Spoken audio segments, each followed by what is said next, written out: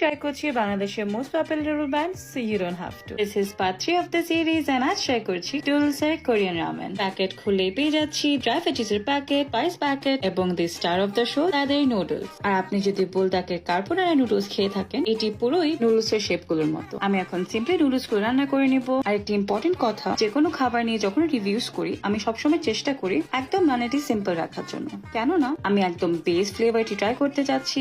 Now coming to the test. সত্যি করে বললে the only good thing about this noodles is the shape. প্যাকেটের গায়ে 3x স্পাইসি লেখা থাকলেও স্পাইসি ছিল না। আমি বলছি না খারাপ, তবে 3x স্পাইসি লেখা থাকলে আমি অবশ্যই আশা করব এটা স্পাইসি হবে। Now final thoughts, there is a huge room for improvement. আর আমার যদি এটা সাজেস্ট করতেই হয়, আমি করব দু কারণে। প্রথম, শেপের জন্য, আর দ্বিতীয়, যদি আপনি এক্সট্রা জিনিস অ্যাড করে খেতে পারেন। তবে on its own not so much. So for the price of 180 টাকা ফর 8 পিসেস আমি আপনাদের উপর ছেড়ে দিলাম।